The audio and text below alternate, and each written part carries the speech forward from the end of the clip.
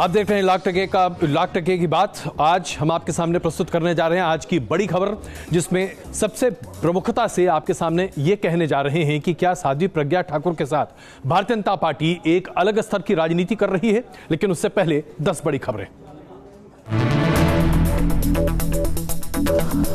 कांग्रेस अध्यक्ष राहुल गांधी ने supreme court के हवाले से दिए गए अपने बयान के लिए खेद जताया है। सुप्रीम कोर्ट में बीजेपी नेता मीनाक्षी लेखी की याचिका का जवाब देते हुए राहुल गांधी ने जवाब दिया कि मैंने आवेश में आकर चुनावी भाषण के दौरान वो बातें कही, लेकिन विरोधी मेरी बातों को तोड़ मरोड़ कर पेश कर रहे हैं। दरअसल राहुल गांधी ने कई चुनावी रैलियों और प्रेस कॉन्फ्रेंस में राफेल मुद्दे पर सुप्रीम कोर्ट की टिप्पणी को पीएम मोदी के खिलाफ बताकर इस्तेमाल किया, जिसे कोर्ट की अवमानना का मामला माना गया।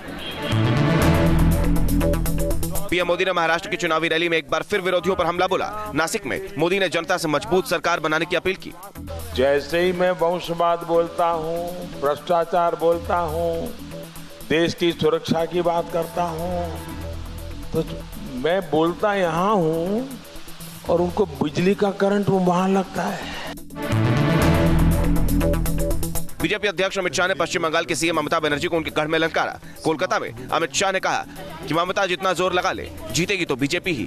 अब उनकी बौखलाहट स्पष्ट रूप से नजर आती। 2 चरण के चुनाव में ममता दीदी को अपनी हार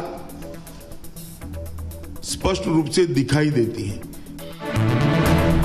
दिल्ली के चुनावी रण में कांग्रेस और आम आदमी पार्टी के बीच गठबंधन की गुंजाइश पूरी तरह खत्म हो गई है। कांग्रेस ने दिल्ली की 6 सीटों पर उम्मीदवारों की घोषणा कर दी है।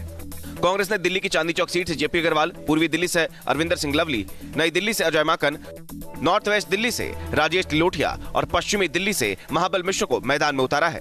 लेकिन असली मुकाबला नॉर्थ ईस्ट दिल्ली से होगा, जहां शीला दीक्षित के खिलाफ बीजेपी के मनोज तिवारी चुनाव लड़ेंगे। दिल्ली में 7 लोकसभा सीटें हैं, जिन पर 12 मई को मतदान होने हैं। दिल्ली बीजेपी के दिग्गजों ने आज अपना नामांकन दाखिल किया। चांदनी चौक से केंद्रीय मंत्री डॉक्टर हर्षवर्धन चुनाव लड़ रहे हैं। उन्होंने अपना नामांकन भरने के पहले पूजा पाठ भी किया। वहीं नॉर्थ ईस्ट से प्रत्याशी मनोज तिवारी ने पर्चा भरने से पहले रोड शो भी किया, जिसमें हरियाणा की मशहूर डांसर सपना चौधरी भी मौजूद रहे। सपना ने कहा कि वो दोस्त के नाते मनोज तिवारी का प्रचार करने आई हैं। भोपाल से बीजेपी उम्मीदवार साध्वी प्रज्ञा ठाकुर ने तय समय से एक दिन पहले ही कलेक्ट्रेट पहुंचकर अपना नामांकन दाखिल कर दिया। प्रज्ञा ठाकुर ने 11 पंडितों के मंत्रोच्चारण के साथ नामांकन पत्र जमा किया। माना जा रहा है कि साध्वी प्रज्ञा ने धार्मिक मान्यताओं की वजह से ऐसा किया। हालांकि प्रज्ञा ठाकुर कल फिर पार्टी नेताओं के साथ रोड शो करते हुए नामांकन पत्र दाखिल करने कलेक्ट्रेट जाएंगी। श्रीनगर जम्मू हाईवे के पास एक ट्रक में भीषण आग लग गई, जिसमें छोटे मोटे दूसरे सामान के साथ भारी मात्रा में नोटों की गड्डियां भी रखी हुई थी। आग लगने से तमाम नोट जलकर खाक हो गए। आग लगने के बाद ट्रक का ड्राइवर और कंडक्टर दोनों मौके से फरार हो गए हैं। पुलिस से पता लगाने में जुटी है कि इतने नोट कहां से आए और कहां ले जाए जा रहे थे, और कहीं इसका इस्तेमाल चुनाव के दौरान तो नहीं होना था। वैसे आग लगने की वजह का पता नहीं चल पाया है। देश के अलग अलग हिस्सों में किसानों पर दोहरी मार पड़ी है। यूपी में आग तो हिमाचल में बारिश ने किसानों की फसल बर्बाद कर दी। यूपी के मथुरा में हाई टेंशन लाइन की चिंगारी से लगी आग से 40 एकड़ गेहूं की फसल जलकर खाक हो गई, जबकि गाजियाबाद से सटे पिलखुआ में कई बीघा में लगी गेहूं भी खाक हो गई। यहां आग लगने की वजह का पता नहीं चल सका। वहीं हिमाचल के शिमला और आसपास के इलाकों में ओलों के साथ बारिश होने से बड़े हिस्से में लगी सेब की फसल खराब हो गई। एक बार फिर धमाके से दहला श्रीलंका। कोलंबो में चर्च के पास बम डिफ्यूज करते वक्त वैन में हुआ ब्लास्ट। श्रीलंका में सर्च ऑपरेशन के दौरान अब तक 87 जिंदा बम मिल चुके हैं। इस बीच धमाके से पहले का एक सीसीटीवी वीडियो सामने आया है, जिसमें संदिग्ध हमलावर दिख रहा है। सुरक्षा एजेंसियां इस वीडियो की जांच में जुटी हैं। 2 दिन पहले हुए सीरियल बम धमाकों में मरने वालों के आंकड़ा 290 तक पहुंच गया है। जॉर्जिया के पहाड़ी इलाकों में हाइड्रो पावर प्लांट के निर्माण का स्थानीय लोगों ने जबरदस्त विरोध किया। उग्र भीड़ ने पुलिस के जवानों पर पथराव भी किया, जिसके बाद पुलिस को रबड़ बुलेट भी छोड़ने पड़े। वहीं सूडान में तख्ता पलट के बाद भी विरोध प्रदर्शन जारी है। सूडान के झंडे लहराते हुए सैकड़ों लोग सड़कों पर निकले और नारे लगाए।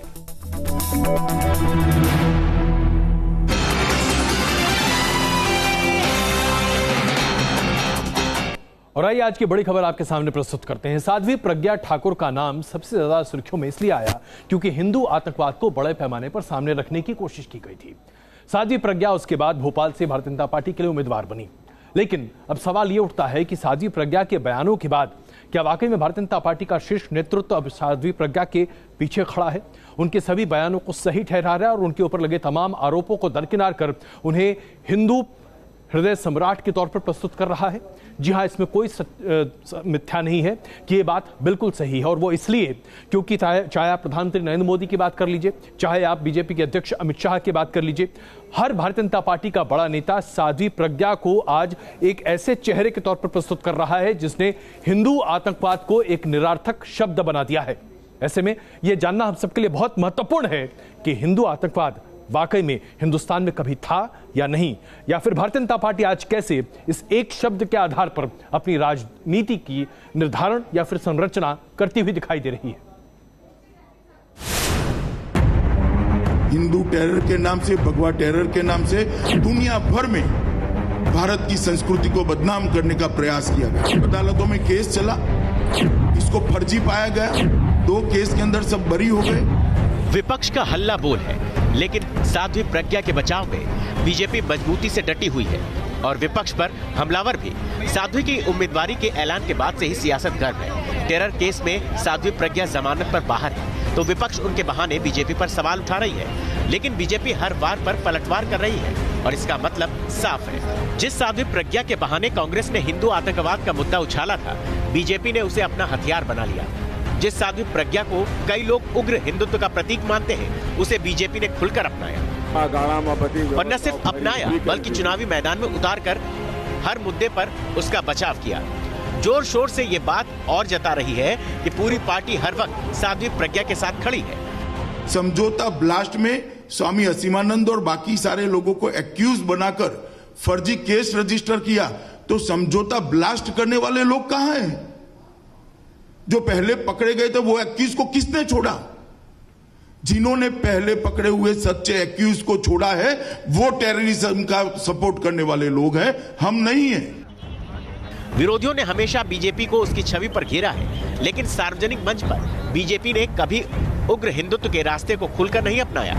प्रधानमंत्री भी हमेशा सबका साथ सबका विकास की बात करते रहे। मुसलमानों के लिए एक हाथ में कुरान और एक हाथ में कंप्यूटर की बात करते रहे, लेकिन चुनावी मैदान में एकाएक साध्वी प्रज्ञा पर दांव खेलकर अपनी सहूलियत से साध्वी प्रज्ञा के साथ खड़े होकर एक बार फिर विरोधियों को यह कहने का मौका तो दे ही दिया है कि बीजेपी को उग्र हिंदुत्व के प्रतीकों से कोई गुरेज नहीं। Team news nation. Bharatiya Janata party ने हर मौके पर यह बात स्पष्ट तौर पर कही कि हिंदुत्व उसका एजेंडा है, लेकिन उग्र हिंदुत्व की जगह भारतीय जनता पार्टी की फिलॉसफी में आज तक कभी दिखाई नहीं दी।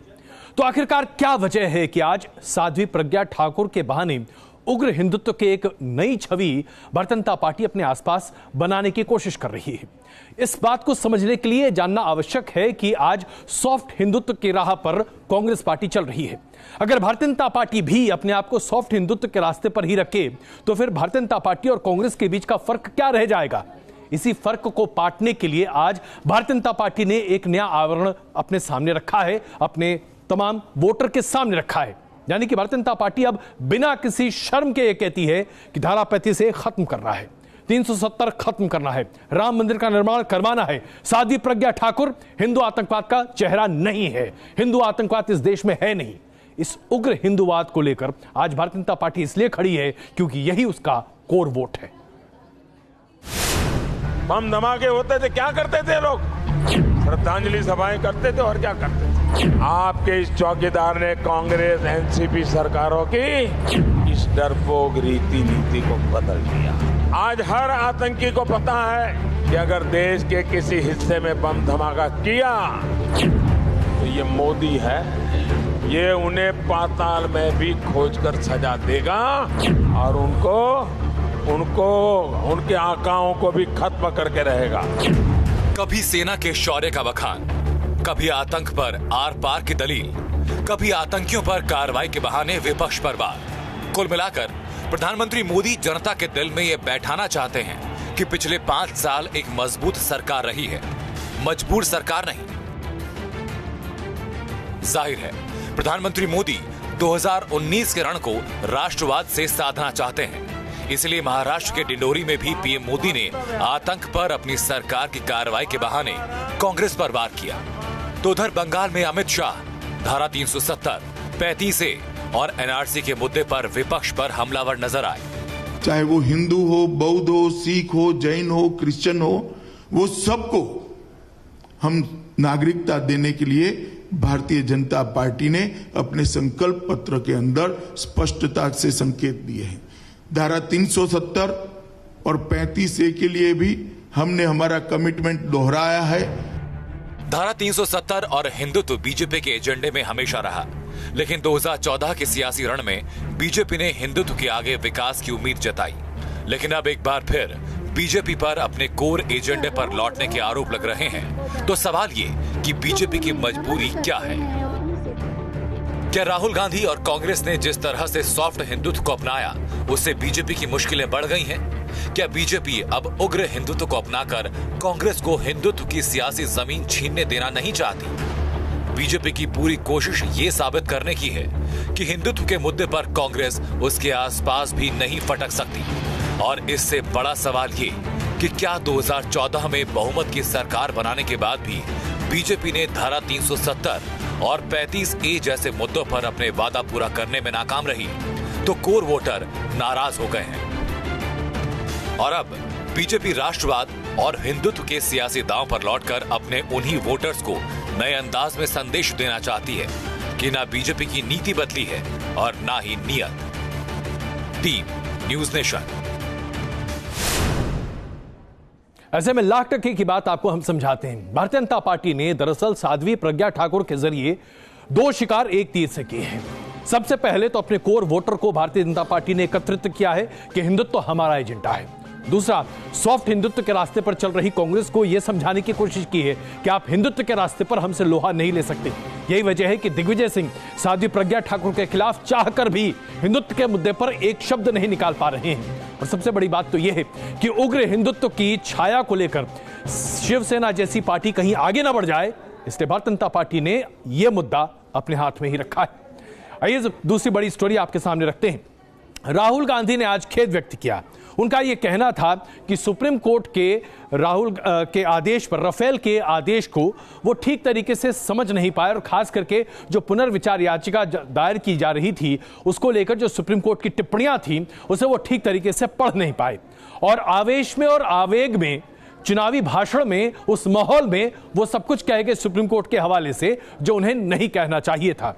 बड़े अफसोस की बात है, कांग्रेस पार्टी का अध्यक्ष सुप्रीम कोर्ट के हवाले से कुछ बातें कहता है अपनी चुनावी सभा में और फिर बाद में उस पर खेद प्रकट करता है। तो क्या हम ये माने कि आज चुनाव के समय सर्वोच्च अदालत के हवाले से कोई भी बात कही जा सकती है और कहकर उसके बाद खेद व्यक्त किया जा सकता है? यह अपने आप में एक ऐसा चरित्र है जो किसी भी नेता को नहीं अपनाना चाहिए। जाहिर सी बात है, राहुल गांधी का खेद शायद बहुत कम लोगों को स्वीकार्य होगा। देश की सबसे बड़ी अदालत में दाखिल किए गए अपने जवाब में राहुल ने अपने बयान को एक जुमला बताया। चुनाव की सरगर्मी से अपने बयान को जोड़ा और दलील दी। मैं मानता हूं कि सुप्रीम कोर्ट ने कभी नहीं कहा चौकीदार चोर है। मेरी ओर से बयान चुनाव प्रचार के दौरान आवेश में दिया गया था। मैं कोर्ट को आश्वस्त कर रहा हूं कि अपने भाषण या राजनीतिक बयानबाजी में कोर्ट के हवाले से कोई भी विचार, टिप्पणी या फाइंडिंग नहीं दूंगा जब तक कि वो कोर्ट द्वारा रिकॉर्ड ना की गई हो। मेरे शब्दों को विरोधियों ने गलत तरीके से पेश किया। हालांकि राहुल गांधी ने यह भी साफ कर दिया कि राफेल पर उनका स्टैंड अब भी वही है। तो जाहिर है सियासत गर्म है। राहुल के खिलाफ याचिका डालने वाली मीनाक्षी लेखी कोर्ट से राहुल के खिलाफ कार्रवाई की अपील कर रही हैं। कोर्ट की अवमानना का केस बनता है और क्योंकि कोर्ट की अवमानना हुई है और आजकल जिस तरीके का कोर्ट के प्रति देश में माहौल खड़ा करने की कोशिश है, तो उस संदर्भ में मैं ये जरूर कहना चाहूंगी कि कोर्ट पूरे प्रयास करे और कोशिश, प्रार्थना उनसे कि वो ऐसे व्यक्ति के खिलाफ कार्रवाई करें। 15 अप्रैल को सुप्रीम कोर्ट ने राहुल के खिलाफ अवमानना याचिका पर सुनवाई करते हुए ये साफ कर दिया कि कोर्ट ने अभी इस पर अपना कोई फैसला नहीं सुनाया और राहुल गांधी को अपने बयान को लेकर स्पष्टीकरण देने के लिए कहा गया। इस याचिका पर मंगलवार को सुनवाई होगी, लेकिन राहुल ने उससे पहले अपना जवाब दाखिल कर दिया है। राहुल गांधी ने अपने जवाब में कहा है कि उनका बयान दरअसल चुनाव के गर्म माहौल में एक जुमला था। उन्होंने गलती से पार्टी के नारे को सुप्रीम कोर्ट के आदेश के साथ जोड़कर बोल दिया और आइंदा ऐसा नहीं होगा। बहरहाल कल होने वाली सुनवाई में यह तय होगा कि सुप्रीम कोर्ट राहुल के इस जवाब से कितना संतुष्ट हो पाता है या नहीं। वीडियो जर्नलिस्ट संदीप के साथ अरविंद सिंह, न्यूज नेशन, दिल्ली। राहुल गांधी ने अपना खेद क्या व्यक्त किया, इस पर राजनीति भी जबरदस्त तरीके से होती हुई दिखाई दी। आखिरकार भारतीय जनता पार्टी को यह मौका कैसे नहीं मिलता और अगर मिल गया है तो इसे कैसे छोड़ दे भारतीय जनता पार्टी। सिर्फ पॉलिटिकल कन्वीनियंस के लिए और to escape the Wrath of the supreme court की कंटेम्प्ट के विषय में गुस्सा सुप्रीम कोर्ट व्यक्त करने से पहले शायद कन्वीनियंट आर्ग्यूमेंट ले लिया। He is just taken a politically convenient argument to say Bhajpa झूठी खबरों का कारखाना है। श्री राहुल गांधी ने एफिडेविट में क्या लिखा और क्या नहीं लिखा, इस पे कोई भी टिप्पणी करना आज की डेट में उचित नहीं होगा, क्योंकि ये मैटर सुप्रीम कोर्ट के अधीन है, निगरानी में है। और जो भी इस एफिडेविट पे टिप्पणी दे रहा है वो सुप्रीम कोर्ट का कंटेम्प्ट कर रहा है। श्री राहुल गांधी आज भी अपनी बात पे अटल खड़े हैं। दोनों पार्टियां अपनी अपनी बातों को सामने रखने की कोशिश कर रही हैं, लेकिन मजेदार बात तो ये कि दोनों पार्टियां प्रमुखता से चौकीदार के बहाने एक दूसरे पर हमला कर रही हैं। अगर राहुल गांधी ये कहते हैं कि चौकीदार, जनता उसके बाद का वाक्य पूरा करती है। प्रधानमंत्री कहते हैं कि मैं चौकीदार, और उसके बाद जनता अपना वाक्य पूरा करती है। यानी कि दोनों पक्षों ने चौकीदार के बहाने एक दूसरे पर हमला करना अपने आप में मुनासिब समझा है, और यह बताता है कि आज हमारी राजनीति में कुछ भी ऐसा नहीं है जो अछूता है। जोर से बोलिए, चौकीदार, चौकीदार, चौकीदार। गांव गांव है, शहर शहर है, बच्चा बच्चा, बड़े बुजुर्ग भी, पूरा हिंदुस्तान, पूरा हिंदुस्तान। शब्द वही है, बस कहने वाले की जुबान का फर्क है और चौकीदार के मायने बदल गए हैं। देश की सबसे बड़ी अदालत में राहुल ने खेद तो जता दिया, लेकिन सियासी अखाड़े में वो इस मुद्दे को छोड़ने के लिए तैयार नहीं। राफेल में कथित भ्रष्टाचार को वो लोगों के जहन में कुछ इस तरह बिठा देना चाहते हैं कि लोग खुद ही कह उठे।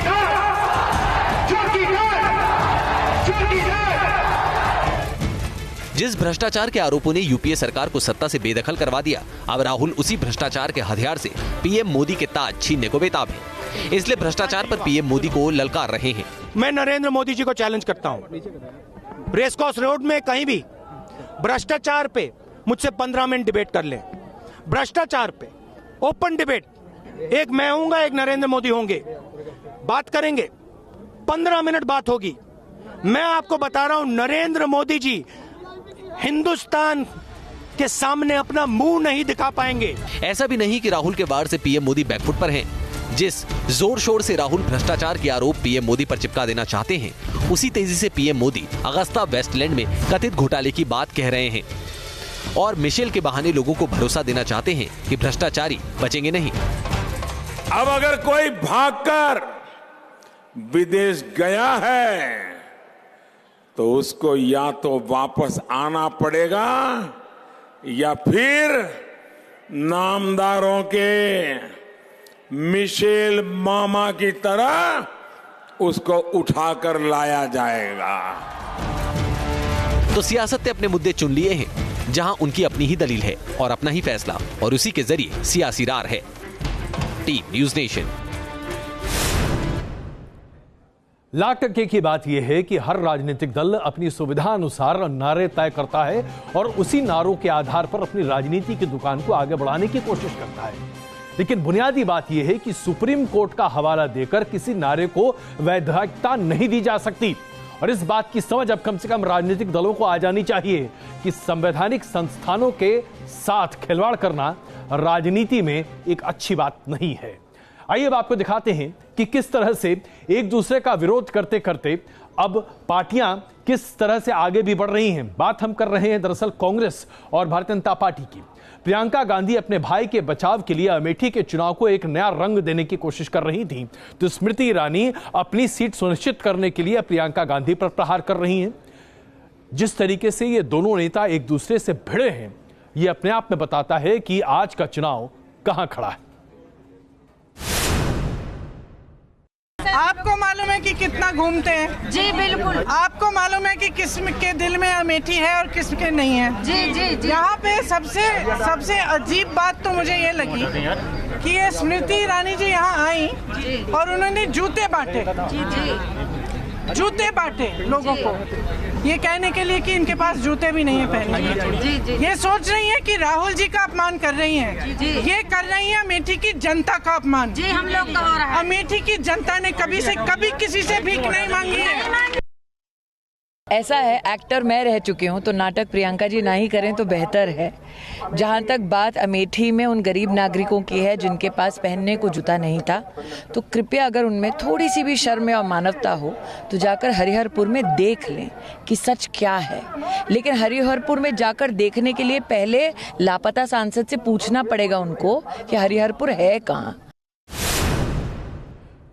तो अमेठी की राड़ अगर आपने देख ली तो आइए अब आपको ये दिखाते हैं कि आज कोई भी नेता, कैसा भी नेता क्यों न हो, जनता को बेवकूफ नहीं समझ सकता। दिग्विजय सिंह जो मध्य प्रदेश के मुख्यमंत्री रह चुके हैं 10 साल, उन्होंने अपनी चुनावी सभा में कहा कि क्या किसी को 15 लाख रुपए मिले हैं? कुछ लोगों ने हाथ ऊपर खड़े कर दिए। उसमें एक व्यक्ति उनको नजर आया, उन्होंने कहा आओ भाई आओ, मंच पर आओ, बताओ कि तुम्हें 15 लाख रुपए अकाउंट में कहां से मिले। उन्हें लग रहा था कि यह व्यक्ति आएगा और उसके बाद भारतीय जनता पार्टी को खरी खोटी सुनाएगा, लेकिन यहां तो दाव ही उल्टा पड़ गया। दिग्विजय सिंह मंच पर खड़े रहे, वो व्यक्ति आया, आराम से उसने मोबाइल अपने पॉकेट में डाला और भारतीय जनता पार्टी के गुणगान करने लगा। दिग्विजय सिंह की सिक्टी पिट्टी गुम हो गई। यह वीडियो अपने आप में बहुत कुछ कहता है। जिसके खाते में 15 लाख रुपए आ गए वो हाथ उठा दे। तुम्हारे खाते में आ गए? आ जाओ इधर आ जाओ, अकाउंट नंबर ले आओ तुम्हारा, हम तुम्हारा नागरिक अभिनंदन करें कि तुम्हारे खाते में 15 लाख रुपए आ गए। आ जाओ बेटा इधर आ जाओ। अन्ना तेरे खाते में मोदी जी ने 15 लाख रुपए भिजवा दिए? बोलो बताओ। सर्जिकल स्ट्राइक करके मोदी जी ने आतंकवादियों को मारा। अरे 15 लाख रुपए आए कि नहीं आए? अरे सर्जिकल स्ट्राइक मारा, तेरे खाते में 15 लाख रुपए आए कि नहीं आए? अरे क्या बात करते हो? तेरे को रोजगार मिला क्या भाई? गुलाबी शर्ट, 15 लाख रुपए खाते में तेरे आ गए, तेरे को नौकरी भी मिल गई। लाख टके की बात यह है कि आज की जनता को आप इसलिए नहीं मंच पर ला सकते कि वो आप ही की जबान बोलेगी। जनता खुद तय करती है कि उसे क्या बोलना है और हर व्यक्ति खुद अपने विचार के लिए स्वतंत्र है। लेकिन ऐसा लगता है कि दिग्विजय सिंह को अभी यह समझने में वक्त लगेगा। हमने उनसे बातचीत की, जरा देखिए उनका क्या कहना है। अमित माली हमारे साथ मौजूद है, सीधे बात करेंगे। अमित, क्या था वो पूरा वाकया? आप कहाँ खड़े थे, क्या सुन रहे थे और क्या हुआ था पूरा? मैं सभा में आके पीछे खड़ा हुआ, उन्होंने बोला किस किस के खाते में 15 लाख आए, तो मैंने अपना हाथ ऊंचा कर दिया। मैं मंच पे गया, उन्होंने पूछा तुम्हारे खाते में 15 लाख आए? मैंने बोला नहीं आए। तो मैंने बोला मोदी जी ने सर्जिकल स्ट्राइक करके आतंकवादियों को मारा। अच्छा ये बताएं, आपने कहा था कि मोदी जी ने सर्जिकल स्ट्राइक करके मारा, किसी राजनीतिक व्यक्ति ने या किसी पॉलिटिकल पार्टी के लीडर या किसी भी व्यक्ति ने आपको कहा था कि मंच पे जाके आप ऐसी बातें करें? नहीं, मेरे को किसी ने नहीं बोला, मैं अपने मन से गया। अपने मन से गए थे? अच्छा, आप किसी पार्टी से ताल्लुकात रखते हैं? नहीं, मैं किसी पार्टी से ताल्लुकात नहीं रखता। क्या आप कहना चाह रहे थे मंच पर जब पहुंचे थे आप? तो आप पूरी बात क्या रखना चाहते थे जब आपको पूरी बात नहीं रखने दी? मैं सर्जिकल स्ट्राइक के बारे में बताना चाहता था। क्या बताना चाह रहे थे? मोदी जी ने सर्जिकल स्ट्राइक करके आतंकवादियों को मारा, इसलिए मैं मोदी जी से प्रभावित था। और आइए जरा बात करते हैं दिल्ली की। दिल्ली में अंततः आम आदमी पार्टी और कांग्रेस के बीच तालमेल नहीं हो पाया और अब हर राजनीतिक दल अपने हिसाब से अपने उम्मीदवार चयन करता हुआ दिखाई दे रहा है। बात यह है कि दिल्ली की 7 सीटें हैं और दिल्ली में अगर त्रिकोणीय मुकाबला होता है, यानी कि भारतीय जनता पार्टी, आम आदमी और कांग्रेस, तो ऐसे में जो वोट भारतीय जनता पार्टी के खिलाफ पड़ने हैं उसमें जबरदस्त बंटवारा होगा। अब जब 2 की लड़ाई होगी तो उसमें फायदा किसका होगा? तीसरे का होगा। यह बात हर कोई जानता था, लेकिन ना तो कांग्रेस और ना ही आम आदमी पार्टी एक आम राय बना पाए कि वो वाकई में भारतीय जनता पार्टी को हराना चाहते हैं। अंततः ऐसा लग रहा है कि दिल्ली की 7 सीटों पर जहां भारतीय जनता पार्टी ने 2014 में अपना वर्चस्व जमाया था, एक बार फिर माहौल काफी अच्छा बनता दिख रहा है।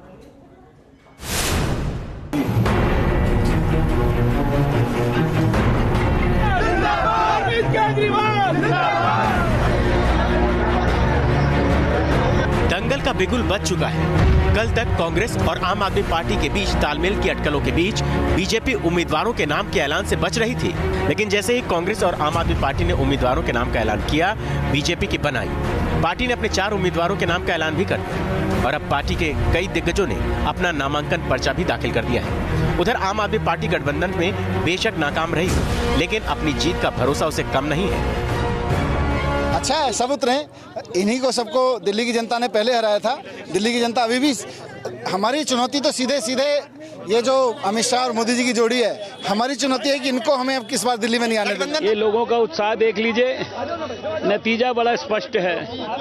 2 राउंड हो चुके हैं, लोग तय कर चुके हैं कि नरेंद्र मोदी जी के नेतृत्व में उनको न्यू इंडिया भी बनाना है और विश्वगुरु भारत भी बनाना है। दिल्ली के दंगल में दावे हर ओर से हैं। बीजेपी को लग रहा है कि मुकाबला त्रिकोणीय है तो जीत की राह आसान हो जाएगी, लेकिन बीजेपी में कईयों के टिकट कटने की आशंका ने भीतरघात की चुनौती बढ़ा दी है। पहली लिस्ट में उदित राज का नाम नहीं आया तो वो नाराज है, पूछ रहे हैं कि उनसे बेहतर कौन है जो उनके नाम का अब तक ऐलान नहीं हुआ। मेरी कोई नाराजगी नहीं है, मैं बेस्ट परफॉर्मर हूँ दिल्ली में और पूरे देश में, कभी दूसरे स्थान पर कभी पहले स्थान पर। तो जब मैंने अच्छा कार्य किया है तो मेरा पहली लिस्ट में आना चाहिए, एक बात। दूसरी बात है, जो सर्वे किए गए हैं उनमें से बेस्ट परफॉर्मर और बेस्ट विजिबिलिटी और पॉपुलैरिटी मेरी है, तो पहली लिस्ट में मेरा नाम नहीं आया। तो संग्राम अभी बाकी है। कांग्रेस और आम आदमी पार्टी के बीच गठबंधन न होने से बीजेपी गदगद जरूर है, लेकिन नेताओं कार्यकर्ताओं की नाराजगी दिक्कत बढ़ा रही है। दिल्ली से रविकांत राय के साथ टीम न्यूज नेशन। ये चुनावी लड़ाई है साहब, इसमें कुछ भी कभी भी हो सकता है। भारतीय जनता पार्टी अगर इस बात को लेकर आश्वस्त हो रही है कि दिल्ली में त्रिकोणीय मुकाबले का फायदा उठाकर वो 7 सीटों को अपनी झोली में डाल सकती है, तो शायद ये भारतीय जनता पार्टी का दिव्य स्वप्न भी हो सकता है। लेकिन चुनाव में चटपटी खबरें बड़ी जबरदस्त होती हैं। चुनाव प्रचार अपने आप इतना रोचक भी तो होता है, इससे बड़ा लोकतंत्र का उत्सव और क्या हो सकता है। तो आइए जरा कुछ चटपटी चुनावी खबरें।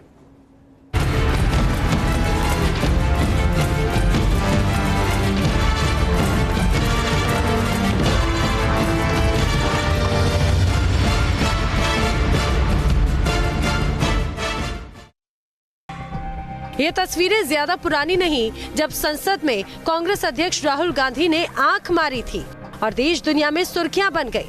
आंखों की कुछ ऐसी ही गुस्ताखी हो गई केंद्रीय मंत्री चौधरी बीरेंद्र सिंह से। हिसार में बेटे ब्रिजेंद्र सिंह के लिए प्रचार करने पहुंचे चौधरी साहब से जब पत्रकार ने सवाल पूछा तो उन्होंने आंखों के इशारे से जवाब दे दिया। राजनीति में तो ना बस देखो, ठीक अगर चल रही है तो जीतोगे। देखा आपने, चौधरी बीरेंद्र सिंह पत्रकारों को राजनीति की नब्ज समझा रहे थे, लेकिन उनकी आंखों का इशारा तो कुछ और ही कह गया। सोचिए कोई नेता चुनाव प्रचार करने जाए और उसके स्वागत में जयकारे के बदले वापस जाओ के नारे लगे, तो नेताजी क्या करेंगे? जाहिर है वही करेंगे जो मध्य प्रदेश के सतना से बीजेपी प्रत्याशी गणेश सिंह ने किया। यहाँ कुछ युवकों ने बीजेपी प्रत्याशी गणेश सिंह की गाड़ी ही रोक ली और नारेबाजी करते हुए काले झंडे दिखाए। फिर क्या था, नेताजी ने गाड़ी से नहीं उतरना ही ज्यादा मुनासिब समझा और बिना भाषण दिए चलते बने। चुनाव के दौरान मतदाताओं को जागरूक करने के लिए चुनाव आयोग अलग अलग तरह के अभियान चलाता है, लेकिन झारखंड के जमशेदपुर में व्यापारी भी वोटर्स को प्रोत्साहित करने में जुटे हैं और इसके लिए उन्होंने डिस्काउंट स्कीम का इस्तेमाल किया। जमशेदपुर के दर्जनों व्यापारियों ने मतदान करने वाले कस्टमर्स के लिए भारी छूट का ऐलान किया था। इनमें डेली यूज के साथ साथ इलेक्ट्रॉनिक आइटम पर भी डिस्काउंट शामिल है। भाई वाह, इसे कहते हैं मतदान के लिए जागरूक समाज। अब देखना ये है कि इस डिस्काउंट स्कीम से जमशेदपुर की वोटिंग परसेंटेज में आखिर कितना इजाफा होता है।